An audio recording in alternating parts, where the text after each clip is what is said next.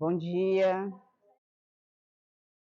Que a gente possa estar se reunindo, se preparando para dar início à nossa escola dominical de hoje, né? Que a gente possa estar tomando os nossos lugares, possa estar orando. Se não conseguir, não tem importância não.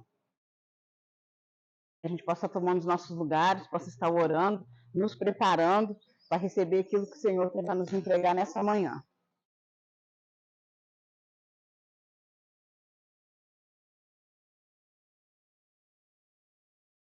Não tem importância não, deixa para lá. Que a gente possa estar fazendo a nossa oração inicial, né? Meu Senhor Deus, meu Deus amado, Deus querido, Deus santo, Deus poderoso, nessa manhã, Pai, eu já agradeço por cada um que se faz presente aqui. Deus, em nome de Jesus, eu louvo e glorifico o teu nome por cada pequenino, Pai, cada adulto, cada pai, cada mãe, cada filho, cada filha de Deus que conseguiu vencer o cansaço, vencer o sono e conseguiu estar hoje aqui, Pai, recebendo o alimento do Senhor. Pai amado, Pai querido, Pai santo, Pai poderoso, que o Senhor possa estar colocando no nosso coração e também no nosso físico a disposição de te buscar, de estarmos diante da presença do Senhor, desejando aprender mais e mais de ti, que a cada dia, Pai, nosso coração esteja voltado àquilo que o Senhor tem preparado para nós, como pessoas, como filhos, como filhas, como igreja do Senhor sobre esse local. Em nome de Jesus, eu louvo e glorifico, Pai, por cada um de nós. Amém, glória a Deus, aleluia. Né? A gente está fazendo uma série de estudos sobre o livro dos profetas.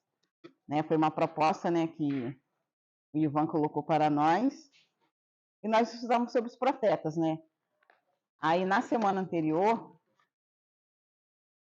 né, nós falamos sobre Daniel, né, já passamos por alguns profetas, falamos sobre Daniel, e essa semana nós vamos falar sobre Jeremias.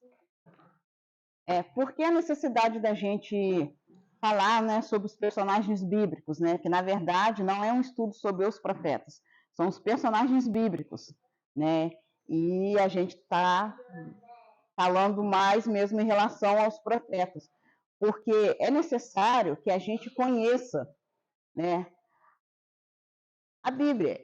E tem coisas que a gente vai ler que leva referência aos livros dos profetas e às vezes a gente não sabe, né? Às vezes a gente está lendo a Bíblia, aí fala de algum personagem, tipo assim, aqueles personagens que a gente já conhece há mais tempo, tipo Isaías, Moisés, Nabucodonosor, já é mais fácil da gente assimilar, né? Ana, que no caso é uma personagem feminina que a gente conhece muito bem, Rebeca, Raquel, mas aí tem aqueles personagens que ficam lá esquecidos dentro da Bíblia, né? Que às vezes a gente vai ler um salmo, ou vai ler uma passagem, aí cita eles, aí a gente não sabe direito quem é, né? Então, foi essa, assim, como é que eu vou falar? Foi essa a motivação que Deus colocou no coração do Ivan, né? Que a gente estudasse nesse período sobre os personagens bíblicos, né? E nesse momento nós estamos falando sobre os profetas, e é interessante, assim, que, assim, de coração mesmo, gente, não estou querendo ser repetitiva e nem querer atacar ninguém, mas se cada um de nós se dispusesse no nosso coração, dispusesse um tempo de sentar, de ler a Bíblia como história mesmo, sabe? Ler, conhecer as histórias, né? Fala sobre os reis de Israel, os reis que reinaram nesse período. Se a gente for sentar e for ler, a gente começa a adquirir um conteúdo diferente, né? Porque quando a gente lê um livro qualquer, é apenas um livro. Mas quando a gente lê a Bíblia é o livro que nos liberta, que nos transforma, que nos restaura. Mas eu acredito assim, eu carrego comigo. Eu posso ler qualquer coisa, eu posso ler qualquer livro, mas a Bíblia é imprescindível eu ler.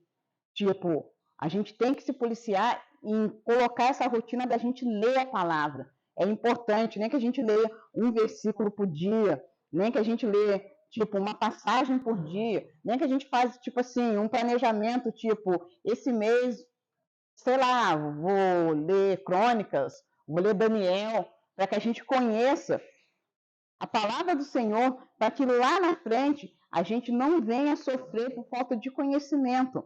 Porque há até um profeta na Bíblia mesmo, eu acredito que é Oséias, que diz que o povo, ele perece porque ele não tem conhecimento. E conhecimento de quê? Conhecimento das coisas de Deus.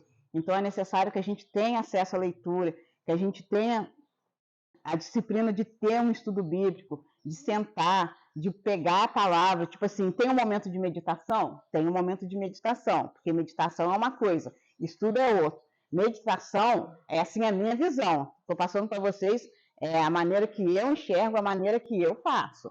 A meditação é quando você acorda e lê um versículo. Tipo, vamos supor, ontem eu li Salmo 121. Eu acordei e li o Salmo 121. Pronto, eu fiz um momento de meditação. Mas assim, durante a semana, durante os dias, você escolhe um livro para você ler. Tipo, eu quero ler os evangelhos. Aí você começa lá, no livro de Mateus, ou escolhe, sei lá, o livro de Lucas.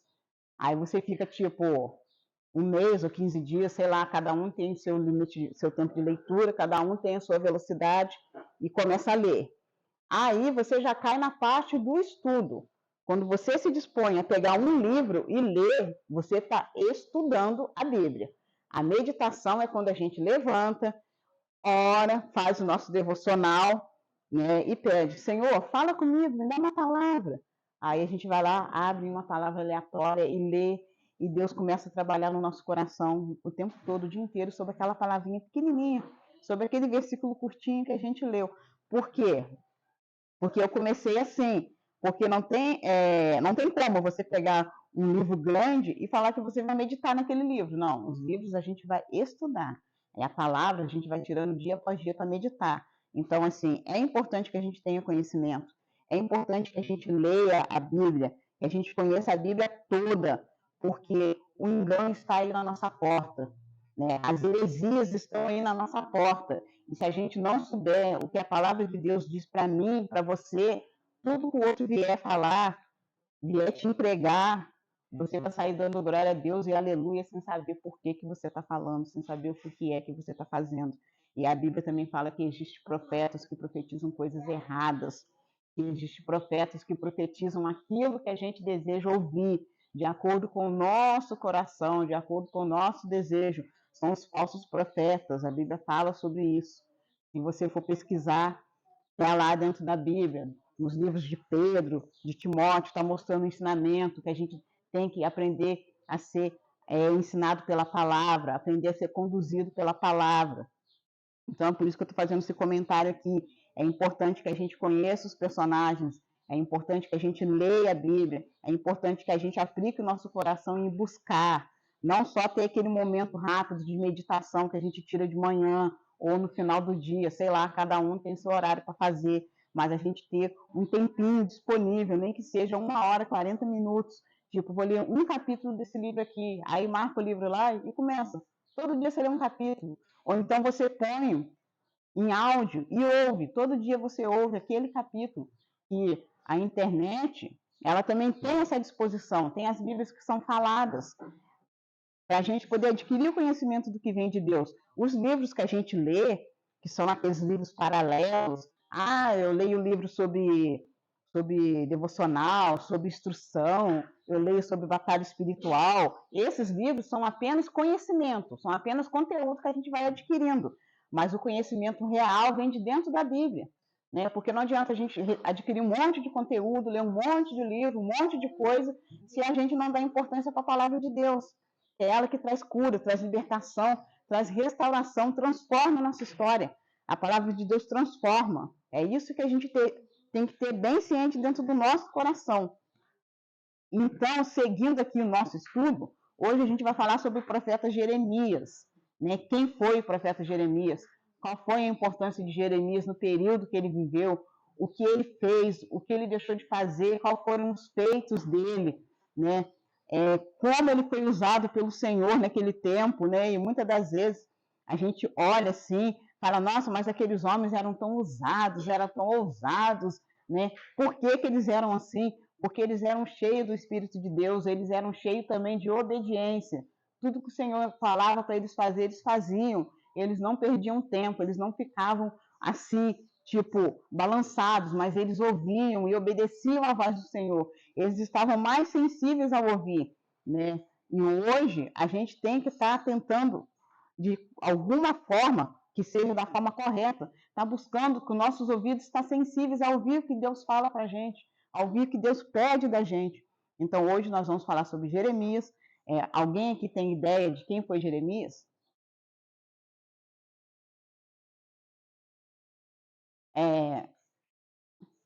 Alguém sabia que na Bíblia cita mais algumas pessoas que também têm o nome de Jeremias? Porque Jeremias, naquele período, era um nome conhecido, era um nome comum. Então, passando pela Bíblia, é só uma curiosidade. Fala de outros homens que também eram Jeremias. Tipo, Jeremias passa por algumas vezes na Bíblia, outros Jeremias, sem ser o profeta. Mas a Bíblia cita que existiam 9 Jeremias citados na Bíblia. São Jeremias diferentes, mas hoje nós falaremos sobre o profeta Jeremias, porque nós estamos falando, né, sobre os personagens bíblicos, e a gente se ateve a falar sobre os livros dos profetas. Jeremias, ele ainda faz parte do livro dos profetas maiores. Por que ele era os profetas maiores? Porque eram os livros que tinham quantidade de capítulo maior, né? Quando a gente fala sobre os profetas, eles se dividem entre profetas maiores e profetas menores. Os maiores são aqueles que todo mundo está acostumado a tirar uma passagem, a ler algo sobre Jeremias, Isaías, Ezequiel, né? As passagens conhecidas, tipo o Vale de Ossos Secos, né? Aquela passagem onde Isaías fala, né, que os que confiam no Senhor renovarão as forças como águias, são os versículos soltos que eu falei que a gente pega, que é sobre a meditação, onde a gente pega os versículos soltos. E Jeremias também tem um versículo que a gente conhece bastante, uma passagem bem conhecida que é o vaso do olheiro. Quantas pessoas já não oraram, já não choraram, incluindo eu, já fez até propósito sobre a passagem do vaso do olheiro, aonde Jeremias fala que foi lá e quebrou o vaso e fez, e refez, tal. É sobre isso que a gente vai, por isso que eu falo que é importante a gente conhecer os livros, conhecer os personagens, que é para quando alguém citar algo, a gente está ciente. Não, essa passagem aconteceu no livro tal. Tipo, não é que a gente vai saber todos os capítulos e todas, né, as citações bíblicas, mas, tipo assim, a gente pode até não saber onde está o capítulo, mas a gente vai saber, está lá no livro de Jeremias, né? Isso aqui fala lá no livro de Zacarias, ou fala no livro de Mateus, dos Evangelhos, né? Aí a gente vai falar sobre eles. Aí, quando eu estava falando sobre os profetas maiores, os maiores são os livros que são maiores quantidades. Os menores são aqueles livros pequenininhos, sabe? Que a gente quase nunca lê, que a gente às vezes acha que nem existe dentro da Bíblia. Tipo Amós, Zacarias, Oséias, Naum, né? Que quando, né, alguém prega sobre essas palavras, a gente leva horas e horas tentando achar, porque eles realmente são pequenos mesmo, né? E acaba passando despercebido, não deveria, mas passa, né? Então hoje nós vamos falar sobre Jeremias. Jeremias, ele foi conhecido como profeta chorão. Alguém sabia disso? Então, porque esse daqui é das antigas, tipo assim, só aqueles crentes antigão mesmo, raiz, né? Quando eu me converti, tinha uma senhora que ela ia ler o livro de Jeremias, ela, vamos lá no livro do profeta Chorão. Aí eu bem fiquei procurando assim, né? Tipo, né? Não tô achando escrito Chorão aqui, mas vou procurar. Aí que ela falou o livro de Jeremias, né? Então, Jeremias é conhecido como o profeta Chorão, o profeta das lamentações, né? Além do livro dele, de Jeremias, ele ainda escreveu um livro conhecido como Lamentações, que foram os lamentos dele, né, as dores, as angústias que ele sentiu durante esse período que ele profetizou sobre o povo de Judá. Aí aqui vem dizendo, né, na minha anotação, que Jeremias, ele profetizou para o povo de Judá, porque naquele período em que ele profetizou, Israel estava dividido. Aí, eu bem anotei outra curiosidade para compartilhar com vocês. Quando Jeremias profetizou, Israel era dividido. Por que Israel era dividido? Porque existia o reino do norte e o reino do sul. Depois eu vou bem colocar lá no grupo para a gente acompanhar.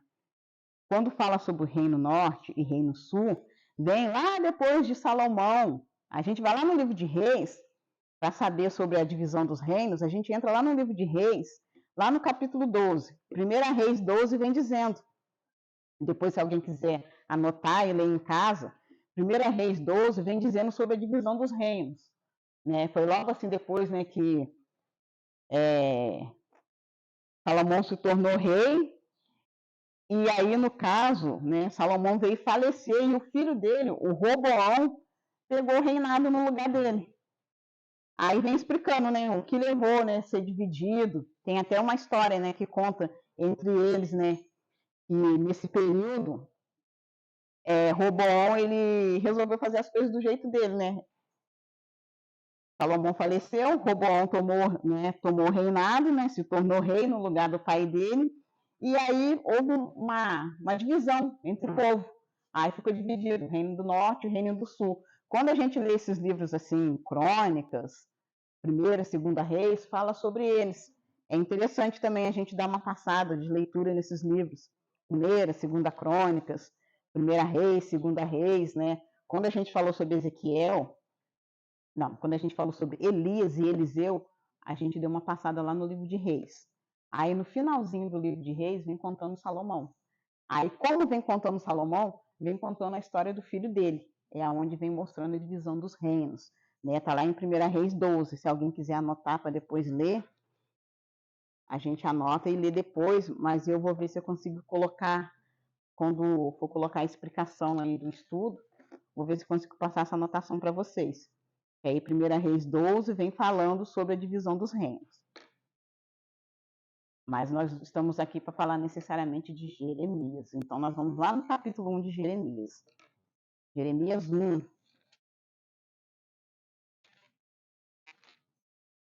Jeremias, capítulo 1.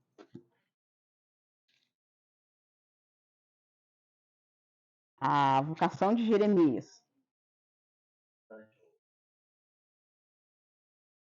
Costumo frisar que o aprendizado das histórias do Antigo Testamento ela é uma construção. Né? Eu tinha aqui a anotação, está marcadinha aqui em 29, 4, 2019, já li essa primeira passagem. Então, assim, ao longo da caminhada cristã, conforme escola dominical, pregações, até mesmo você sozinho. Ah, mas sozinho eu não consigo. Então, tem aqui a oportunidade. A igreja oferece essa oportunidade. A escola dominical, das pregações, e você está vendo citações. E a pincelada que você deu aí foi muito boa. Por exemplo, mais que eu já venho numa caminhada, eu não sabia que ela citava 9 vezes a Jeremias em outros momentos, né? Nomes repetidos. Tem hoje Pedro, João, pessoas que. Então, assim, a caminhada, o aprendizado, ele é paulatinamente. É uma coisa que vai crescendo ao longo da sua caminhada cristã. Então, não se frustre por não saber e nem bloqueie por não saber, eu não sei, então nunca vou saber.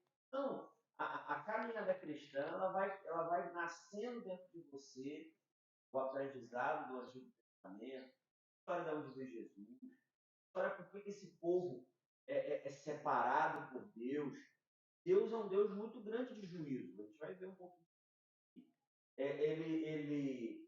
Ele escolheu Israel, separou Israel, mas ao mesmo tempo disciplinava Israel. Muito forte. Estava vindo para cá ouvindo uma palavra sobre Daniel e foi um tempo que ele foi um povo muito acharcado por Babilônia para justamente ser disciplinado. Então, ao longo da sua caminhada cristã, você vai escutando isso e vai vendo. E a irmã acabou de falar aqui uma palavra célebre. Você nunca mais pode esquecer essa passagem, que é a passagem do olheiro. A passagem que Deus manda descer, significa que a casa do olheiro era uma parte baixa, era uma parte onde tinha que descer, difícil acesso, e ele observar como o olheiro tratava o vaso, né? Desmanchava, arrumava, e Deus fez isso com Israel. Né? Deus faz isso conosco. Então, toda essa caminhada sua, que hoje talvez você não entenda, não sabe por quê, vai construindo, é um muro. Vai colocando um tijolinho em cada parte desse muro aí, para você depois ver esse muro completo. Começa a entender, então é por isso, então é por aquilo. Né? Uma passagem, como a nossa irmã falou, belíssima, já ouvi diversas dela, e nós vamos estar estudando esse profeta em que Deus mandou descer lá, justamente para ele falar com ele sobre o que ele pode fazer com Israel. Desmanchar e fazer de novo, assim como um vaso na mão do oleiro. Então, gente, leva isso aí para a vida, porque muito do que Deus construiu dentro de mim foi uma escola como essa, foi um momento como esse, foi uma escola dominical, foi um momento que a gente leu uma passagem ali e aquilo foi construindo dentro de mim. Eu gostaria muito, desejo muito que Deus faça isso com vocês. Vocês tenham essa oportunidade, que é a única coisa que não pode ser tirada de vocês. É a única coisa. Ó, podem tirar a sua casa, podem tirar até a sua dignidade, podem tirar a sua terra, podem tirar seu dinheiro, podem tirar a sua paz, mas aquilo que Deus está entregando aqui, de maneira nenhuma. Amém. Glória a Deus.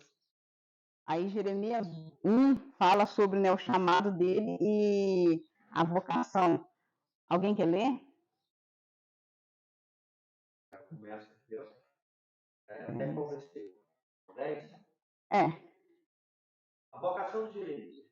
A palavra de Jeremias, filho de Elias, um dos sacerdotes que estavam em Anotote, na terra de Benjamim, a ele veio a palavra do Senhor nos dias de Josias, filho de Amon, rei de Judá, no 13º ano do seu reinado.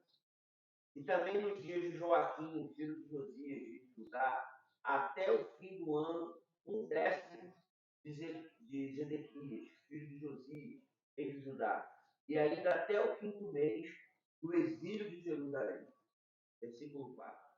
A mim veio, pois, a palavra do Senhor dizendo: antes que eu te formasse no ventre materno, eu te conheci, e antes que saísse da madre, te consagrei e te constituí profetas às nações. Versículo 6. Então lhe disse eu: Senhor Deus, eis que não sei falar, porque não faço de uma criança.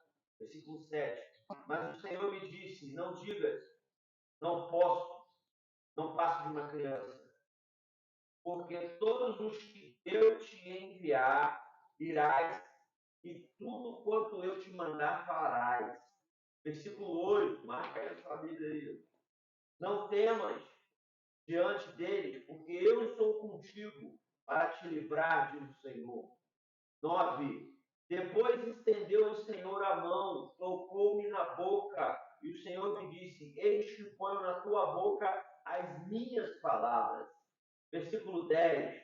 Olha que hoje eu te constituo sobre as nações, sobre os reinos, para arrancares e derribares, para destruires e arruinares, e também para edificares e para plantares. É o versículo 10. Quer até o 12? Pode ser. Aí o meu aqui, no caso da minha Bíblia, tem um tema, a visão da vara da amendoeira. Aí no versículo 11, veio ainda a palavra do Senhor dizendo: que vês tu, Jeremias? Respondi: vejo uma vara de amendoeira. Versículo 12, disse-me o Senhor: viste bem, porque eu vejo sobre a minha palavra para a cumprir. Aí é interessante que a gente vê que é a questão do chamado. Né? Quando o Senhor falou com Jeremias, né, ele chegou tentando se justificar, né? Ou, né, percebendo, né, na incapacidade dele de não conseguir fazer aquilo. Mas o Senhor vem no capítulo 8 e diz que é para ele não temer, porque o Senhor deixa bem claro para ele que o Senhor havia levantado ele como profeta naquele período. E ele seria tanto um profeta de justiça e de juízo, aonde entregaria não só para Judá, mas para algumas nações, o que iria acontecer de juízo com aquele povo, mas ele também seria um profeta de esperança. E mesmo ele profetizando né, assim, teoricamente, coisas ruins, ele chegaria e profetizaria a restauração, a esperança. Então, quando o Senhor chega a Jeremias, é interessante perceber porque Jeremias, ele era um filho de um sacerdote. Se a gente for olhar pela lógica daquele período, os filhos herdavam a profissão do pai. Se Jeremias era filho de um sacerdote, certamente ele também era um sacerdote. Só que Jeremias, ele vivia numa cidade chamada Anatote. E a família do pai dele havia sido mandada para lá na época do reinado de Salomão, quando havia um sacerdote que havia feito algo que não era legal. Eu esqueci o nome do sacerdote agora, gente. Mas eu vou pesquisar, vou colocar. Esqueci o nome do sacerdote. Ele havia feito algo que não era legal e Salomão resolveu punir a família dele. Então a família dele foi morar numa região bem, bem distante, que não tinha nada a ver ali com o contexto que ele estava. Ele foi morar um tanto distante de Jerusalém. E mesmo assim, o Senhor veio até Jeremias, buscou ele naquele local que ele estava, levantou ele como um grande profeta entre as nações, porque assim a palavra diz que Jeremias ele foi um dos maiores. E acredite, ele foi um dos mais sofridos profetas do período dele.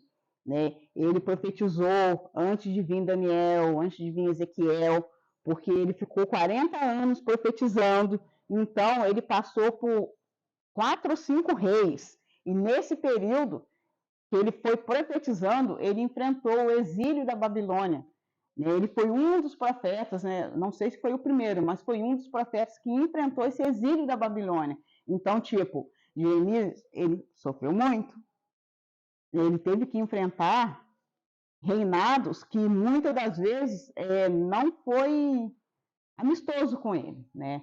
A palavra diz que ele começou a reinar no período do rei Josias. E o rei Josias, ele era, tipo assim, ele era um rei gente fina, estava colocando o povo lá, tudo, né?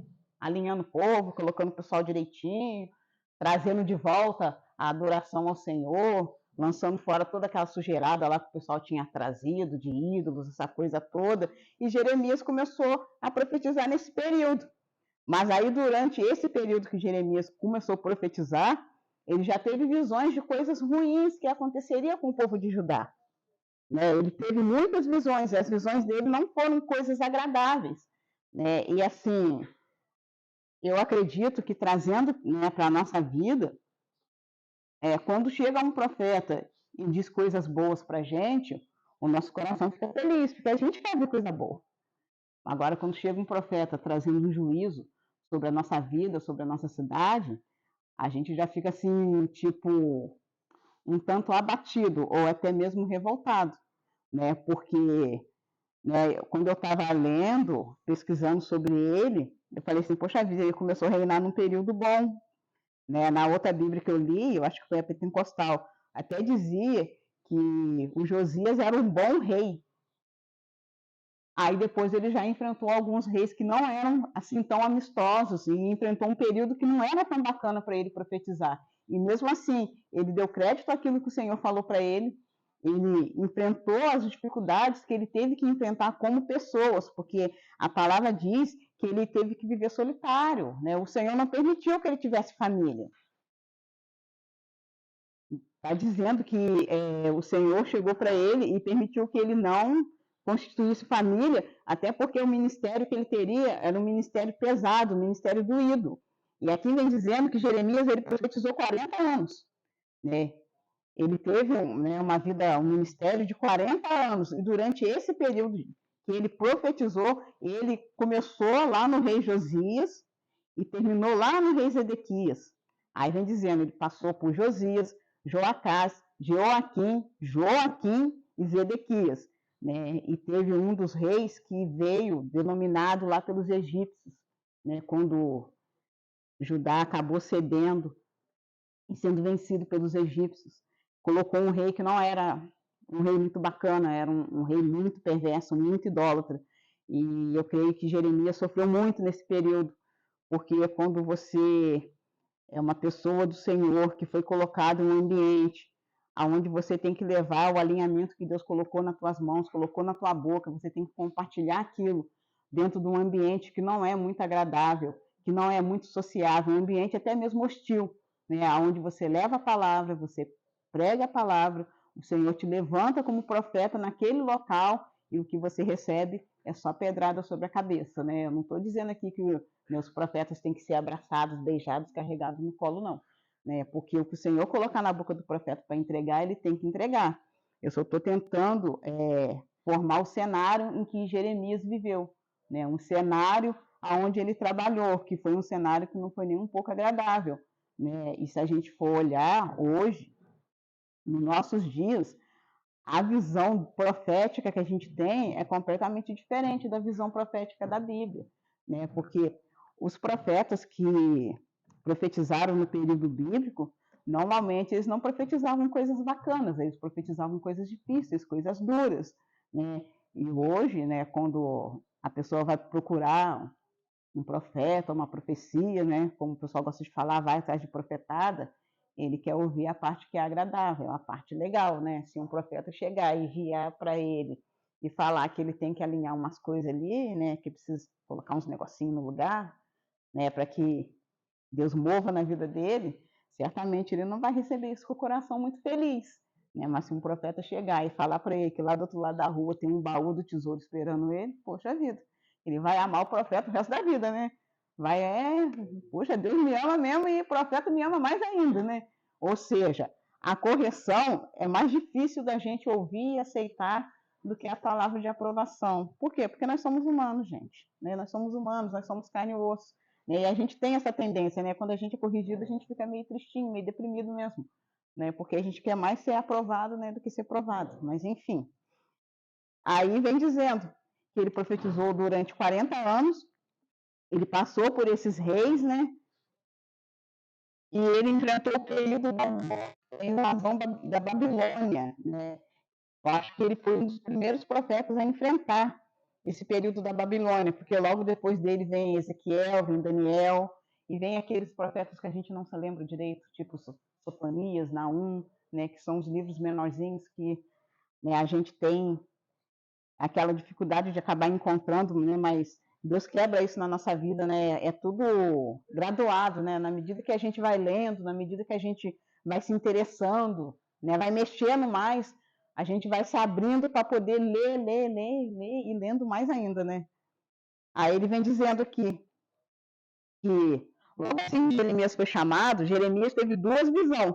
E essas visões que ele teve definiu o ministério profético dele, que é sobre a vara da amendoeira, que era o cumprimento das palavras que o Senhor diria para ele, e sobre a panela fervente, que era o cumprimento do juízo.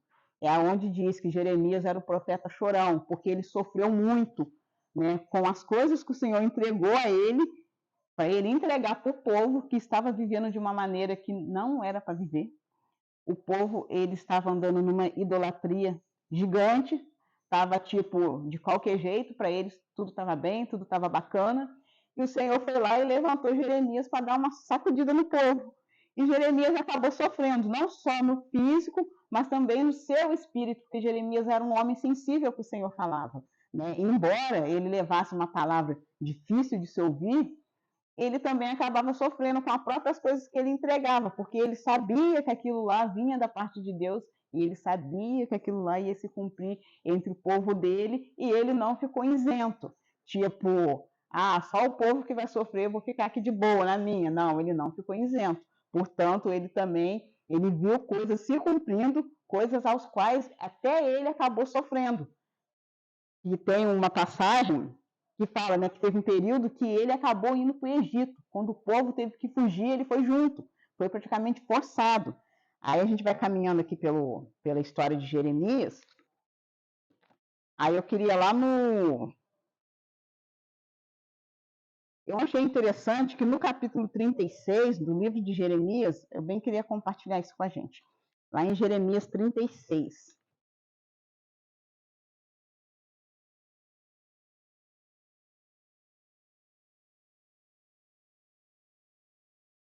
Como Jeremias começou a profetizar coisas contra o seu povo, né? Palavras que o Senhor entregou a ele de justiça e de juízo, não só para as nações que estavam em volta, mas em especial para a nação de Judá, que já era uma nação que, tipo, lembra quando eu falei lá sobre as divisões do primeiro, do Reino do Sul, Reino do Norte?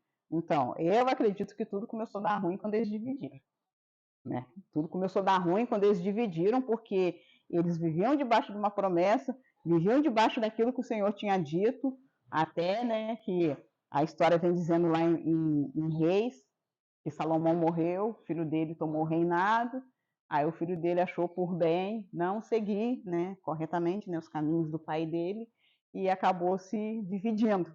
Aí nessa divisão aqui foi que eu acredito que o negócio começou a desandar, começou a dar ruim, né? Aí é onde ele vem dizendo, né, as profecias para a população de Judá e as profecias para as populações que estavam ao redor, que seria no caso os inimigos, né, que sofreram também juntamente com Judá. Aí no capítulo 36, eu achei interessante porque depois que Jeremias profetizou durante muito tempo, e Judá não deu ouvidos, Judá não estava interessado em ouvir o que Jeremias falava para ele, o Senhor teve uma estratégia diferente. Virou para Jeremias e falou: escreve. E Jeremias começou a escrever.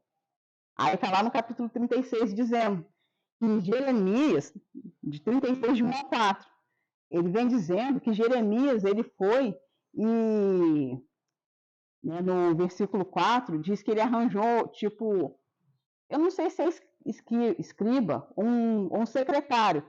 Ele arranjou alguém que escrevesse aquilo que o Senhor falava para ele, tipo, como se fosse um tradutor. O Senhor falava com Jeremias, Jeremias sentava perto, né? Só uma ilusão. O Senhor falava, Jeremias sentava ao lado do ajudante dele, um rapaz chamado Baraque, que não é o Barack Obama, né? É um outro Barack, não é Barack Obama, não, é um outro Barack.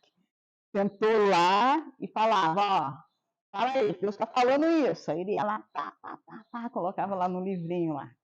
Aí vem dizendo, o rolo de Jeremias é lido no templo. Por que foi lido no templo? Porque o rei Joaquim proibiu que Jeremias viesse até ele profetizar. Tipo, sabe aquela pessoa que só traz uma notícia? Ah, se ele vai vir aqui só para falar coisa ruim, então eu não quero ouvir. Aí o Senhor deu para ele a estratégia de escrever. Foi aonde ele arranjou esse secretário, esse ajudante, que começou a acompanhar ele durante esse período e colocava no papel tudo que o Senhor falava para Jeremias.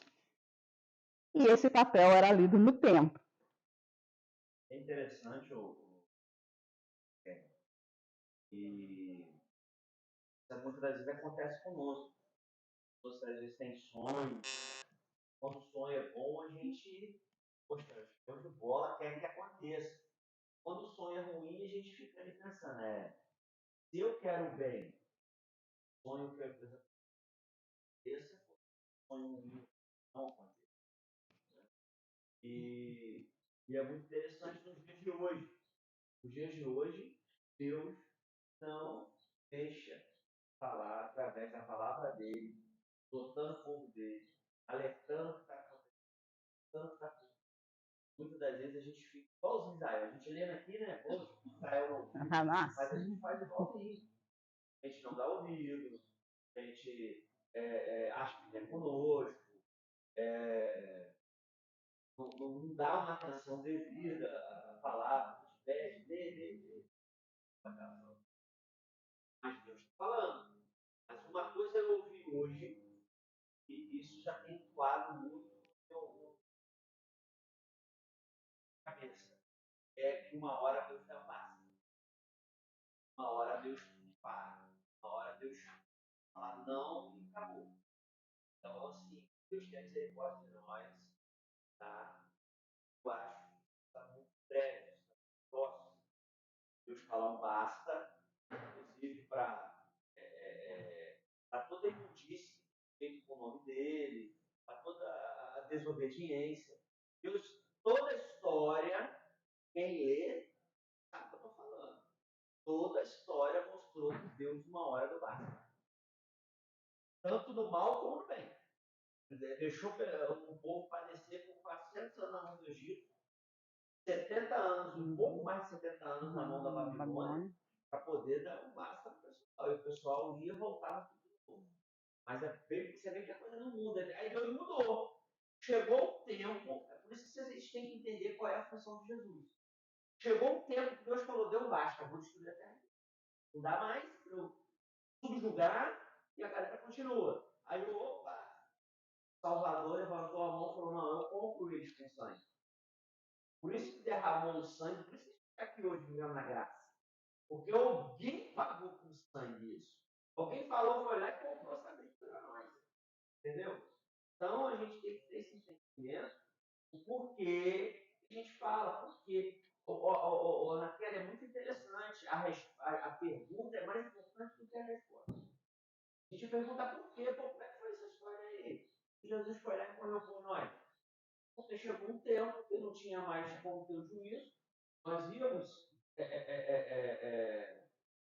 como se diz, nós não tínhamos mais como pagar, e veio alguém e pagou nós essa sangue. Por isso que nós permanecemos aqui ainda, dentro da graça. Mas, queria deixar essa palavra, gente. Uma hora Deus fala mais. Uma hora isso não chega. E, assim, amém. Esse capítulo 36, eu achei interessante a estratégia que o Senhor usa, né? Porque, assim, Jeremias, ele começou a profetizar, começou a falar. E chegou um determinado momento que, tipo, a voz dele seria calada pelos homens. Aí o Senhor deu a ele uma nova estratégia. Não, então agora você escreve. Você escreve. Aí ele levantou alguém para que escrevesse e levasse o que Jeremias estava falando. Né? Aí começa dizendo assim: o rolo de Jeremias é lido no templo, o rei corta e lança no fogo. Sucedeu, pois, no ano 4 de Jeoaquim, filho de Josias, rei de Judá, que veio essa palavra do Senhor a Jeremias, dizendo: toma o rolo de um livro, e escreve nele todas as palavras que tem falado sobre Israel e sobre Judá. Israel também não fosse abatido, embora fosse o outro reino do outro lado, Israel também não passou despercebido. E diga-se de passagem que Israel estava totalmente afundado em idolatrias, em coisas erradas, desde que o rei Jeroboão tomou posse de Israel. Tipo, é onde eu falei, quando foi dividido o reino, onde eu acredito que tudo começou a desandar. Aí vem dizendo: tome o rolo de um livro e escreva nela todas as palavras que tem falado sobre Israel, e sobre Judá, e sobre todas as nações, desde o dia que te falei a ti, e desde os dias de Josias até hoje. Ouvirão talvez os da casa de Judá todo o mal que eu intento fazer-me para que cada qual se converta do seu mau caminho e perdoe a sua maldade e o seu pecado. Tipo, o Senhor deixou bem claro que aquilo ali estava sendo feito por ele, pelas mãos do Deus vivo. Então Jeremias chamou Baraque, filho de Nereias, a escrever. Escreveu Baraque da boca de Jeremias todas as palavras do Senhor que lhe tinha revelado no rolo do livro. Ou seja, Jeremias foi recebendo as revelações, foi entregando a Baraque e ele foi escrevendo. Ele tinha revelado no rolo de um livro. E Jeremias deu a ordem a Baraque dizendo: eu estou encerrado e não posso entrar na casa do Senhor. Ou seja, ele tinha sido proibido.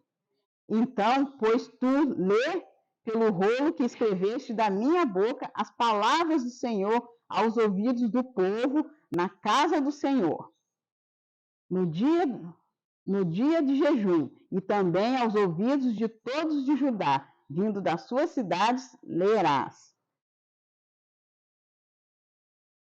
E pode ser que caia a sua súplica diante do Senhor, e se converta cada um de seu mau caminho, porque grande é a ira do Senhor, grande é o furor que o Senhor tem manifestado contra esse povo. Neemias, ele basicamente ditou, Baraque escreveu, ele falou, agora você vai lá e entrega, que no caso seria na casa do Senhor, seria no templo. Entrega quando eles estiverem reunidos, que eles ouvirão, né? E queira Deus que eles permitam que essa palavra entre dentro deles e que eles mudem o seu caminho e se convertam.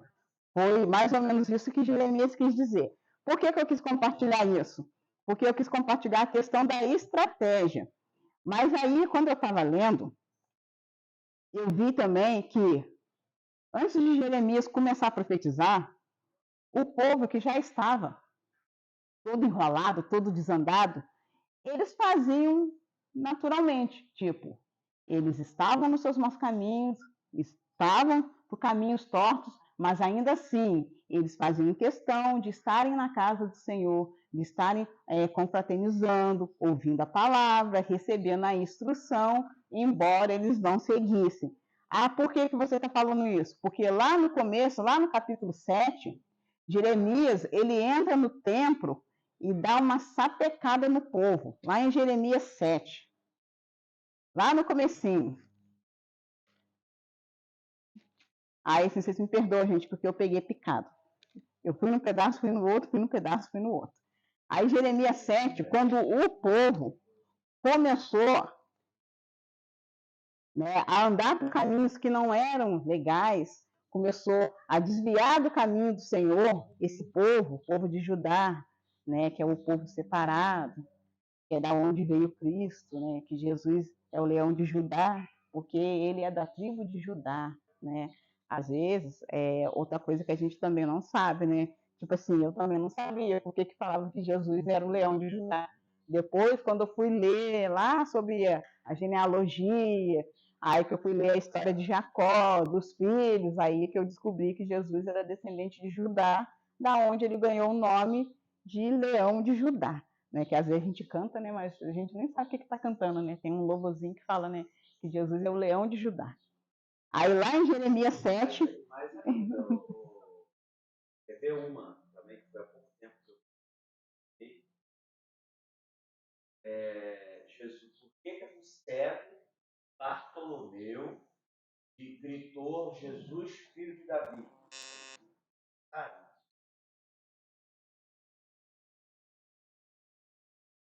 O cego Bartolomeu chamava Jesus, filho de Davi.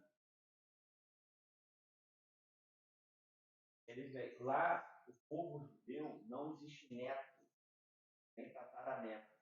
Então, quando você pega Jesus, ele vem direto da linhagem de Davi, então ele é filho de Davi. Então, lá netos são chamados de filhos.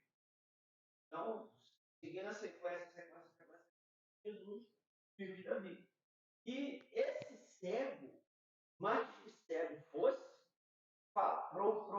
pronunciou uma verdade, pronunciou uma coisa muito grande, uma verdade muito séria. Que Jesus era filho de Davi. Por isso, o reinado de Davi não tem fim. Alguém já ouviu falar sobre isso? Não, por quê? Porque quando Deus fez uma aliança com Davi, com Salomão, e disse que o reinado dele não teria fim, Deus já sabia que Jesus ia vir, ia ser rei dos judeus, e esse reinado não tem fim, porque ele não termina aqui na terra. Ele termina nas regiões celestiais. Então, toda a sequência, toda a linhagem desde Davi, Salomão, todos esses reis que nós estamos falando aí, e veio, termina lá em Jesus, que é o rei dos judeus. Eles, inclusive, eu estava vendo essa semana que foi uma das acusações que Jesus foi morto, por acusarem ele de ser rei dos judeus. E Jesus falou, não é esse reino aqui. Não é esse reino aqui. Eles estavam com medo militarmente de Jesus levantar uma rebelião, né? E querer fazer um trono, um reinado ali. Mas Jesus veio e fala, não é desse reino aqui que eu estou falando. É um reino muito maior. Meu, quando aquele tempo o camarada falou isso, o pessoal não conseguiu entender. Então é só para a gente agora linkar informações, linkar as frases que a gente diz aqui, como Jesus, filho de Davi, como o Leão de Judá. Leão de Judá. Gente, se você souber a história, por que Judá, por que fala Leão de Judá? Judá é um dos 12 filhos de Jacó. Lá de trás, de Jacó. Entendeu? Que separou 12 tribos, e 2 desses filhos são Manassés e o outro são filhos de José, Efraim. né? Que é Efraim e Manassés. que o pai, Jacó, que virou Israel, pega esses 2 filhos para ele, dá uma bênção para esses 2, e esses 12 filhos, olha que coisa linda, gente. Esses 12 filhos formam tribos. E dessas tribos, tem a tribo de Benjamim, tem Saul, vocês não lembram dele aí, Benjamim, tribo forte, eram só homens fortes. Judá era o filho mais velho que mandou, que compactuou com a venda de José. Depois se arrepende, torna-se nativo e Jesus se provém dele. Olha onde que Jesus pode fazer. Olha o que Deus pode fazer. Aí, ó, eu estou dando uma pincelada na história para vocês verem que elas se cruzam. Está lá em Hebreus, a meretriz Raabe, que ajudou os espias, entra na galeria da fé e entra na linhagem de Jesus, porque guardou os espias. Lá, a única casa que não foi destruída no tempo de Jericó. Aí você está falando inglês para mim. É porque nós estamos na escola dominical para poder justamente linkar essa história para você. Eu estou dando uma pincelada aqui para misturar tudo. Né? Assim como vem raiado, vem Jesus, vem o reinado. Então tudo está interligado. É a história do Salvador que nós temos. Toda essa história. Aqui. E, gente, uma coisa louca. Se eu te contar depois a história de Judá, que a mulher, uma meretriz engana ele com o lenço, e depois ele teve que ficar quieto, não pôde matar a mulher, porque ele falou, mas eu estou com o teu lenço aqui. No caso, seria a nora dele, né? Seria a nora dele, seria casar com ela. Então, assim, gente, a história está tudo lá. Sabe o que é interessante da Bíblia? A Bíblia não esconde os erros e os pecou, tá lá. Teve sucesso, tá lá também. O filho dele não deu herdeiro. O menino passou sem herdeiro. Não deu, ela ficou e ela teve um plano, tá na Bíblia. Ela fez um plano pra cercar o cara. E o cara teve que, tá bom, pegou ela como mulher. Teve que pegar ela como mulher, porque ele não tinha mais filho, não tinha como ela. E naquele tempo, até pra gente entender um pouco da história, quando o filho morria, o irmão tinha que casar com a cunhada, para a cunhada não ficar lá abandonada, e se não tivesse ninguém, tinha um sogro para pegar. O sogro tinha que pegar para cuidar. E ela estava lá abandonada. Ela fez todo um plano para poder aprender. Não, só deu um nome para ela. Entendeu? Então, assim, mas é só estudando, só entendendo a história, como é que tudo se constrói, como é que tudo está acontecendo. É desse jeito. Aí nesse cenário todo, né, de destruição que Judá estava vivendo, né, na verdade Judá estava vivendo um cenário de cegueira espiritual. E normalmente quando a gente vive uma cegueira espiritual, isso reflete sobre a nossa vida física. Tudo descamba, a gente não dá importância em organizar a nossa casa, em colocar as nossas coisas em ordem, de acordo com aquilo que o Senhor tem dito. E Judá estava passando por esse período. Tipo, eles estavam lá, eles iam para o templo, oravam, faziam tudo direitinho, né?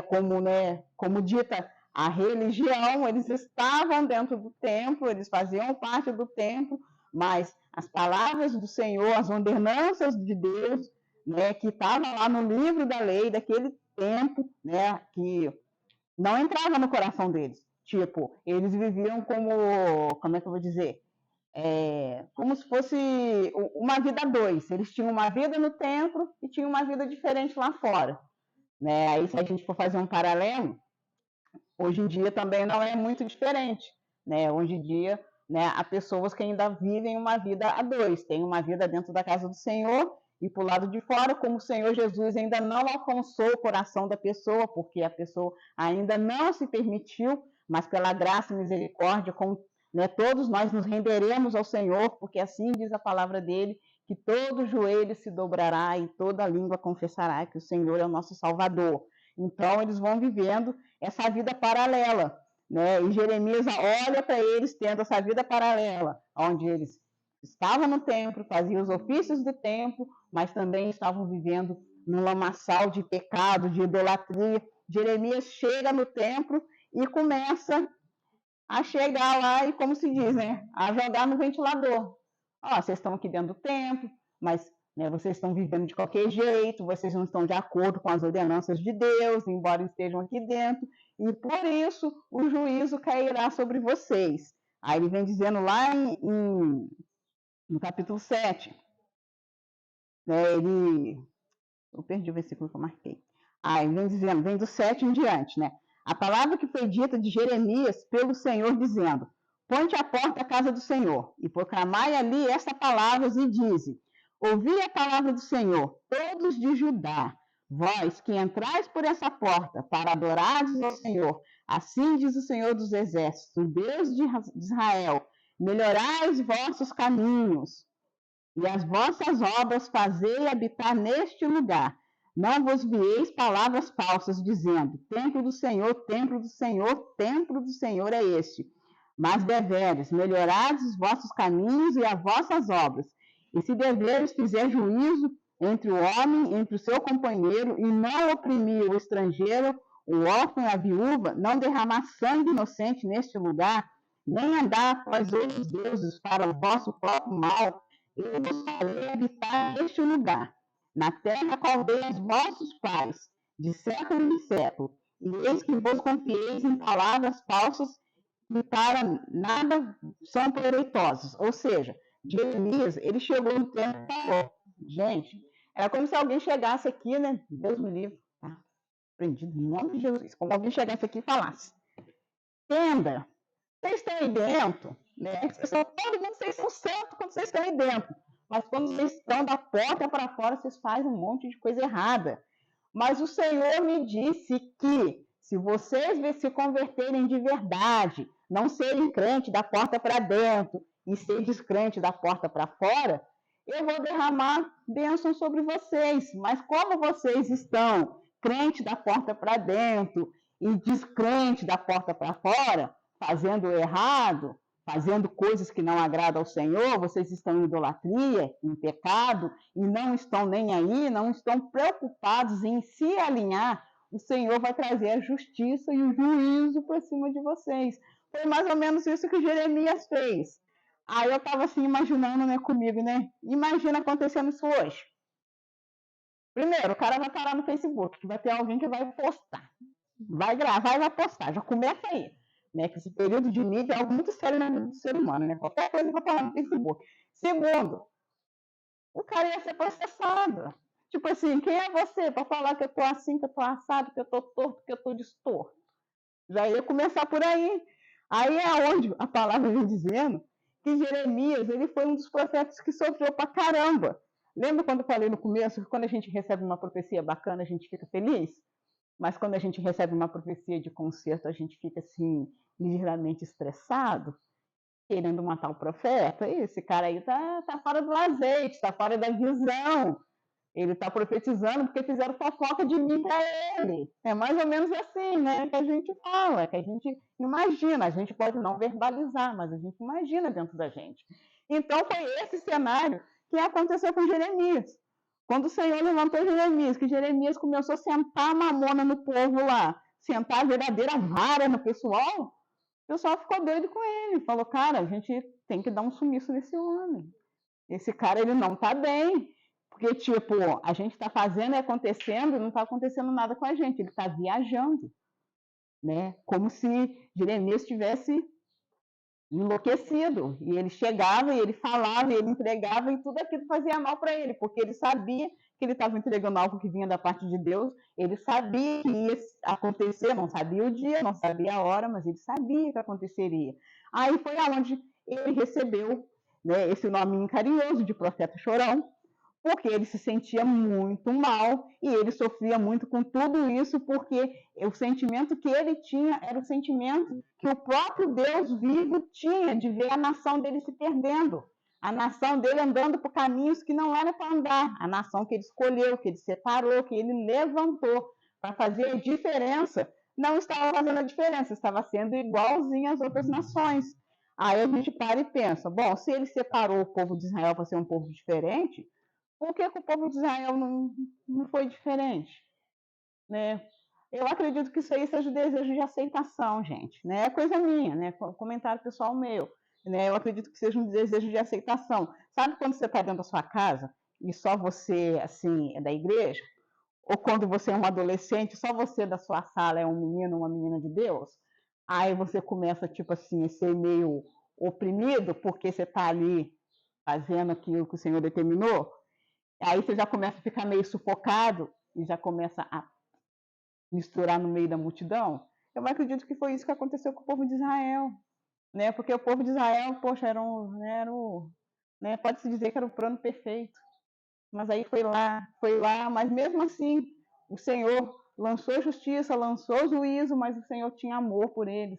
O Senhor lançou esperança, tipo, ó, a história pode mudar, a história pode transformar, porque Deus é um Deus de amor, é um Deus de justiça, de juízo, mas é um Deus de amor.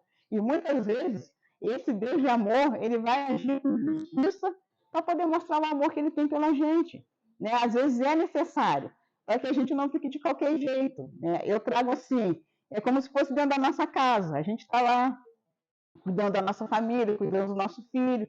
Por mais que a gente ame nossos filhos, por mais que a gente cuide deles, a gente tem que chegar junto, porque se a gente não chegar junto, eles vão crescer de qualquer jeito, vão fazer de qualquer jeito, vai comer na hora que quiser, vai tomar banho na hora que quiser, se bobear nem banho vai tomar, né? Vai fazer tudo que quer, aí você fala assim, poxa, mas é porque eu amo. Tá, mas você ama, mas se você ama, você tem que ensinar, né? Você tem que ensinar. Se você ama, você tem que, né, conduzir ele para um caminho que quando chegar lá na frente, ele não sofra. Então, eu acredito que é mais ou menos isso que Deus faz com a gente. Né? Eu creio que foi mais ou menos isso que Deus fez com esse povo, né? Chamando o povo para conduzir, tipo, né? Vocês estão muito soltos, muita vontade, né? Eu vou apertar de um lado, vou apertar de um outro. Aí veio, né, os povos estrangeiros, porque Israel sempre teve, né? Esse povo de Israel sempre foi um povo rico, gente. Foi um povo riquíssimo, e até hoje eles são ricos, né? Então foi lá, fez com as nações inimigas, né? Olhasse o que eles tinham de bom, né? Vamos lá, vamos invadir, vamos pegar, vamos tomar, vamos tirar deles o que eles têm de bom e tipo, né? E vamos nos associar a eles.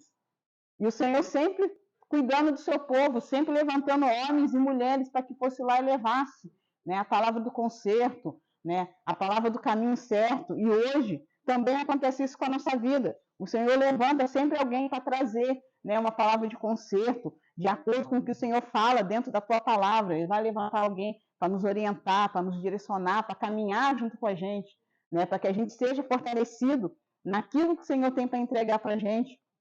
Né? E Jeremias, ele foi nesse período, ele foi um dos profetas mais importantes, porque ele teve essa função, uma função até ruim, né? Pode dizer que foi uma função ruim, porque se você for parar para ver, né, o povo, ele estava lá, tranquilo lá, né? Não tinha ninguém apertando ele, eles estavam fazendo o que queria e ninguém falava nada. Aí o Senhor foi lá, levou Jeremias começou, ó, vai vir, ó, vocês vão ser prisioneiros, ó, vocês vão ser levados, vocês vão ser cativos, vocês vão sofrer, mas o Senhor vai estar com vocês. O Senhor vai caminhar com vocês. Mas o interessante não é o Senhor caminhar com a gente, é nós caminharmos com o Senhor. Porque eu acredito que a diferença é essa. Não é o Senhor caminhar contigo, é você se dispor a caminhar com Ele. Eu acho que essa é a diferença. Aí Jeremias, ele tem as primeiras visões, né? Ele vai e entrega, aí ele também não deixa de fora as nações que estão em torno dele, ele chega lá, já dá aquela cacambada nas nações, ó, né? O Senhor está usando vocês, né, para dar aquela apertada em Israel, dar aquela apertada em Judá, mas vocês também não vão passar batido, né? Porque afinal de contas, a palavra de Deus diz que nós somos as meninas dos olhos do Senhor. Né? Ao mesmo tempo que ele usa o juízo, ele usa a justiça, ele usa o amor e ele nos protege. Aí, pelo meio do caminho, né, Jeremias vem profetizando, e ele vem assim numa caminhada aonde ele vem sofrendo muitos ataques, muitas perseguições, e quando eu pesquisei, teve uma parte do vídeo que eu vi, que, né, o estudioso falou que o sofrimento de Jeremias na terra foi tão grande, que em determinado momento chegou até se comparar ao ministério profético de Jesus. Tipo, Ele sofreu tanto, porque ele sentiu tantas dores pelo povo, que o ministério dele foi igualado com o ministério profético de Jesus. Tipo assim, ele foi comparado. Aí lá em Mateus, se a gente for ver lá em Mateus, fala de uma referência, né, sobre Jeremias, né, Mateus capítulo 16. Ele faz uma referência falando sobre Jeremias, sobre essa comparação que teve. Está lá Mateus 16, verso 13.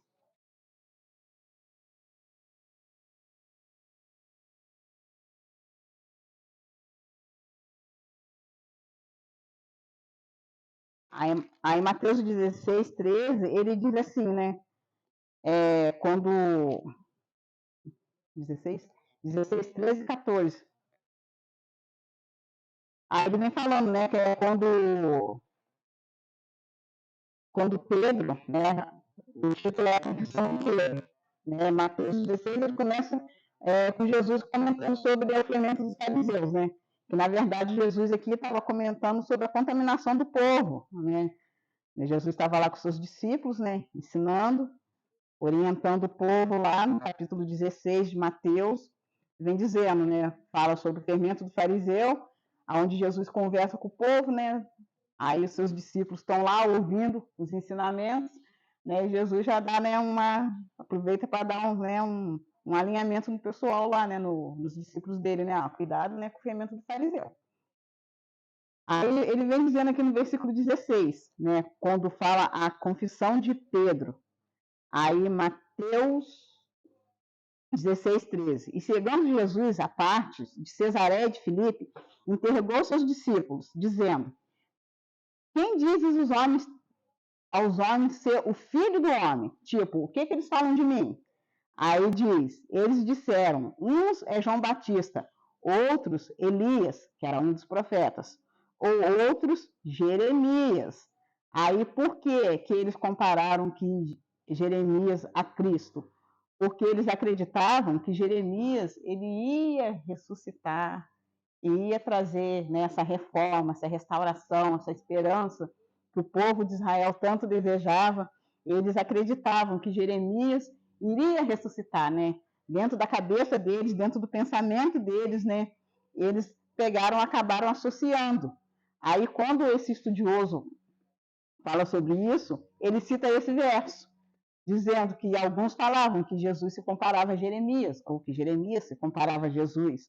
Aí vem dizendo, ou um dos profetas, né? Mas aí, para a glória do Deus Pai, Pedro foi lá e deu a tacada final, dizendo que Jesus era Cristo, o Filho de Deus vivo, né? Pedro é um outro personagem interessante também. Aí ele vem falando, né? Vem falando, e no final de tudo, né? O que eu tenho aqui para compartilhar com vocês sobre Jeremias? Jeremias ele foi levantado para profetizar em um dos períodos mais difíceis.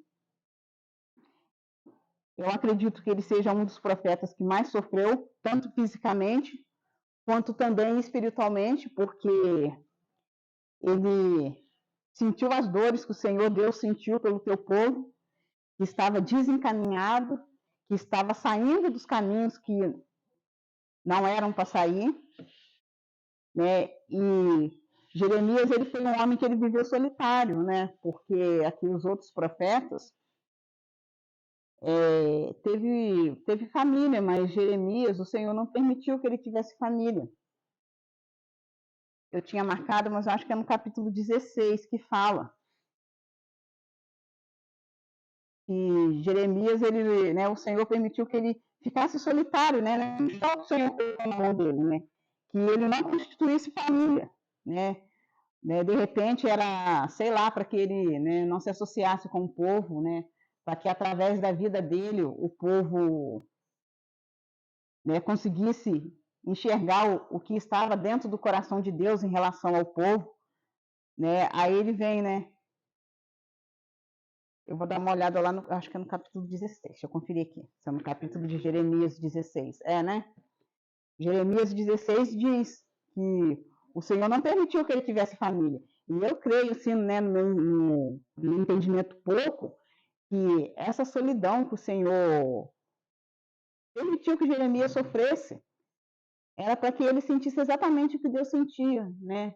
O abandono, o desprezo, né? A falta de compreensão, né? Porque não foram poucas vezes, né, que o Senhor levantou Jeremias para falar com aquelas pessoas. Não foi poucas vezes que o Senhor usou Jeremias de forma enfática no meio daquele pessoal, né? Aonde, né, ele usa até simbologias, né? Fala sobre, né, o cinto de linho, o vaso do oleiro, né? Em Jeremias capítulo 13 fala sobre o cinto, né? Que foram algumas simbologias que o Senhor deu como estratégia para ele. Eu acredito que foi uma estratégia que o Senhor deu para ele, né? O vaso do oleiro, os cestos de figos, tudo isso, se a gente for sentar para ler o livro de Jeremias, a gente vai ver essas citações e vai ver essas palavras sendo ditas dentro do livro dele. Em 16, quer ler, Vitor? 16:1, que você tinha achado? Veio a minha palavra do Senhor dizendo: não tomarás mulher, não terás filhos nem filhas neste lugar. Porque assim diz o Senhor: acerca dos filhos e das filhas que nascem neste lugar, acerca das mães que os tiverem e dos pais que gerarem nesta terra.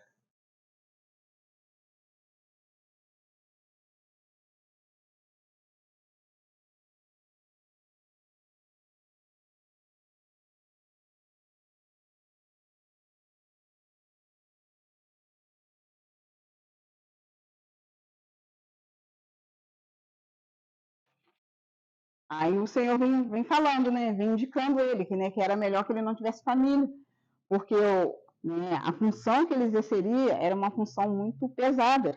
E eu creio também que foi até um certo cuidado pela vida dele, porque ele ia ver ali, né, o juízo sendo exercido sobre a vida de todos e também sendo exercido sobre a própria casa dele.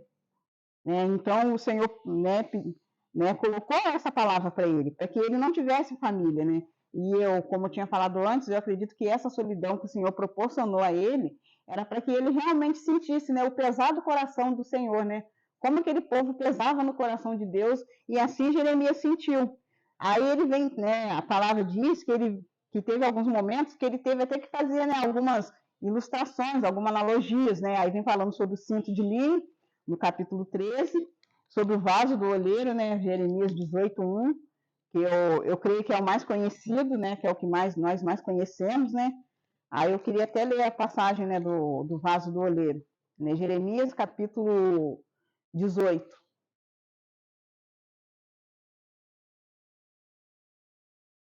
Capítulo 18, verso 1, né? O vaso do oleiro, a impenitência do povo. A palavra do Senhor que veio de Jeremias dizendo: levanta-te, desce à casa do oleiro, e ele te fará ouvir as minhas palavras. Desci à casa do oleiro, e eis que ele estava fazendo a sua obra sobre as rodas. E como o vaso que ele fazia de barro se quebrou, na mão do oleiro, tornou a fazer dele outro vaso, e conforme o que pareceu bem aos seus olhos fazer. Então veio a mim a palavra do Senhor dizendo: não poderia eu fazer de vós como fez este oleiro, ó casa de Israel? Diz o Senhor: eis que como barro na mão do oleiro, assim sois vós na minha mão, ó casa de Israel. Assim, né, assim como, né, o Ivan já havia comentado antes, o Senhor está dizendo bem claro para Jeremias, né? Eu não podia pegar vocês e fazer com vocês assim como está sendo esse vaso, né? Assim como está sendo trabalhado, né? E assim, hoje é, é muito difícil a gente ver alguém fabricando vaso, mas uma vez em Penedo eu vi um vídeo, né, de um artesão colocando, né, postando os vídeos de como ele fazia, né, os vasos decorativos dele, e realmente, né, na medida que ele ia passando, né, o barro pela roda, ele ia formando, né, de acordo com a imaginação dele dava, né, de acordo com o que ele achava que devia fazer.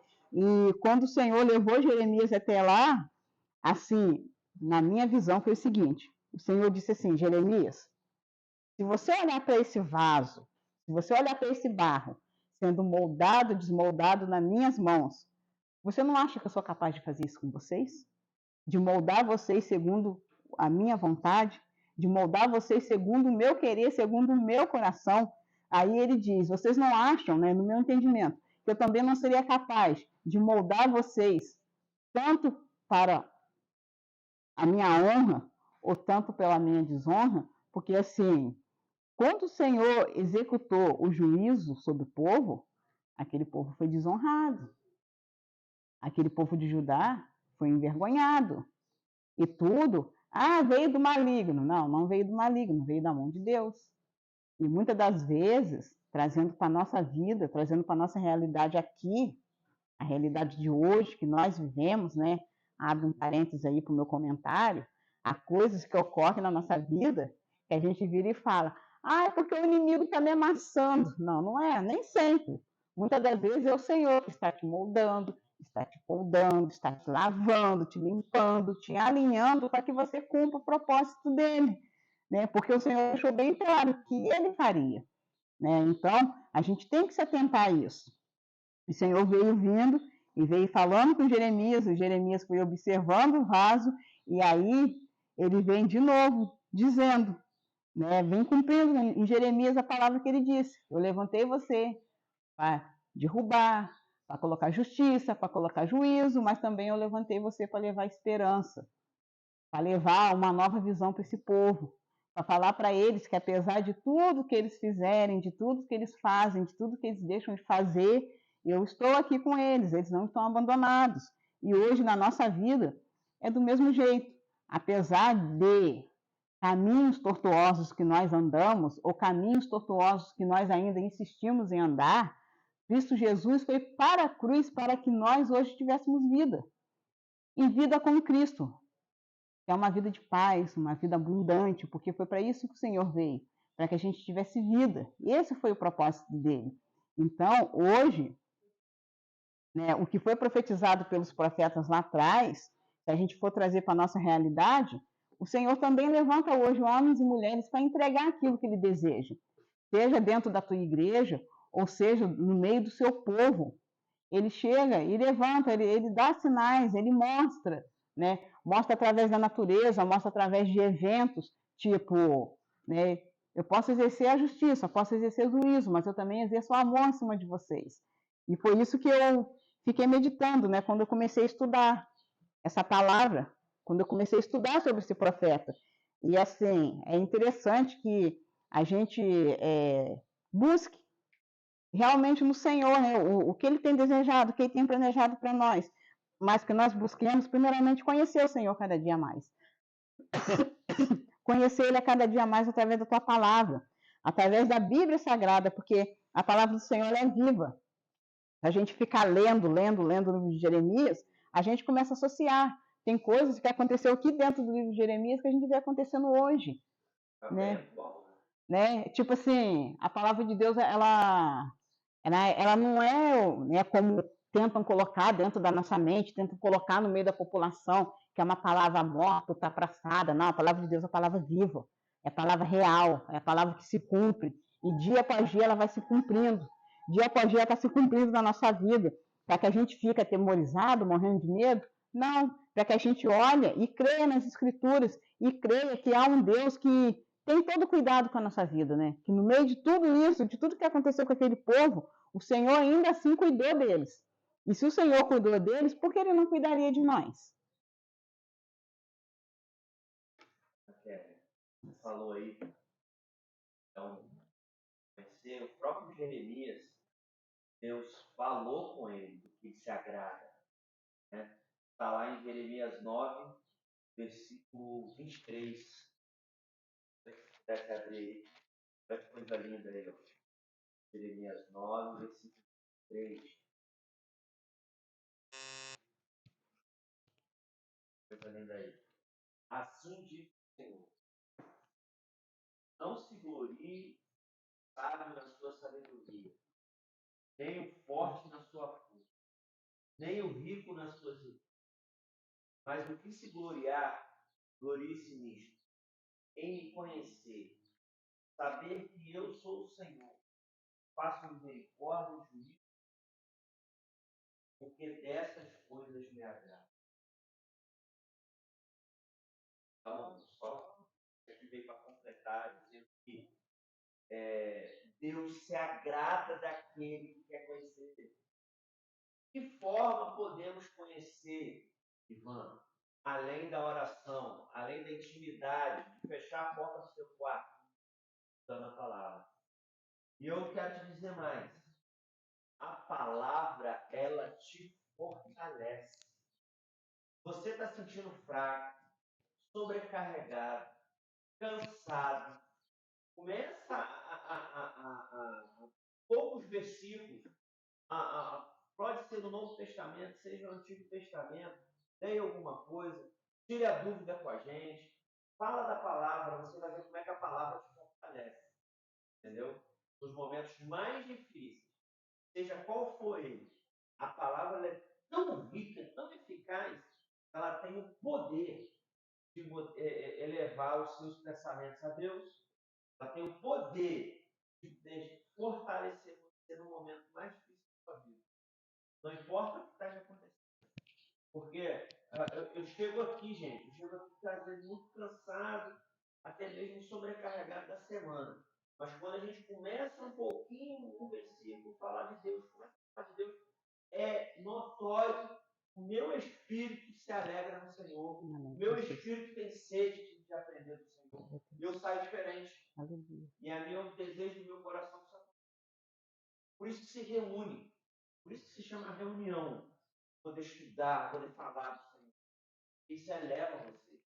Engrandece o seu ser. Amém? Amém. Então, quando você se sentir fraco, não se esqueça que conhecer o Senhor agrada a Ele. E a gente quer agradar o Senhor. Amém, glória a Deus. A minha parte se encerra por aqui, né? O que eu tinha para compartilhar com vocês, né? Eu me esforcei para compartilhar da melhor maneira possível, porque às vezes eu acabo pegando muita informação e quero passar, mas eu não consigo, né? Isso aqui que a gente passa é só um pouquinho, né, do que a gente consegue, né? Mas quando nós lemos assim os livros, lemos as histórias, né? O nosso coração vai se enchendo e a nossa mente vai se abrindo e a gente vai se alimentando a cada dia mais daquilo que o Senhor tem para entregar, né? Queria agradecer a minha oportunidade, agradecer a cada irmão e cada irmã que se dispôs a sair da sua casa. Amém. Gente, não é à toa que a palavra ela alimenta de verdade. Entendeu? Se você não está se sentindo alimentado, alimente-se. Coma dessa palavra. Inclusive, ele fala sobre isso. A gente estava olhando ali. Ele desceu a palavra, ele comeu a palavra. E aquilo ali alimentou ele, aquilo ali foi com gozo. Engraçado que isso acontece tanto com Jeremias e Isaías. A questão de comer a palavra. A gente vai aprender isso. Não é? Gente, eu vou estar encerrando aqui, então, para a gente poder estar tomando um café ali saboroso. Eu queria que você pudesse chamar as crianças lá, o Guilherme, que elas vão tomar café aqui com a gente. Acho que a gente vou estar orando para encerrar. Em nome de Jesus, Ana Kelly, muito obrigado. Amém. Maravilhoso. Eu pude me alimentar, eu pude receber. Eu também preciso receber. Eu pude receber hoje aqui um pouco de Jeremias. Entender que a gente pensa que tem problema, mas não tem não. Quando a gente começa a estudar aqui, saber que esse pessoal passou, a gente não tem problema não. A gente vive hoje um tempo de graça. Né? Graça recebida, graça estendida de Deus. Amém? Vamos estar orando em nome de Jesus para entregar esse momento que nós tivemos aqui, a gente poder tomar café ali, não sair sem tomar café também. Pai querido, Pai celestial, eu quero te agradecer, Senhor, porque as tuas maravilhas, Senhor, elas se estendem, elas são grandes, elas nos alcançam aonde nós estivermos. Senhor, muito obrigado. Eu quero colocar, Senhor, cada filhinho aqui nas suas mãos. Eu quero colocar as crianças nas suas mãos. Eu quero colocar essa igreja nas suas mãos. Senhor, que nós possamos receber mais de Ti, ouvir e se alimentar dessa palavra. Que essa palavra possa ruminar nos nossos corações. Senhor, que aqueles que hoje saírem daqui sem entender, mas que possam entender futuramente, que possam entender aquilo que o Senhor tem entregado nesse lugar. Senhor, eu te agradeço, porque as suas mãos sempre estão estendidas para nós.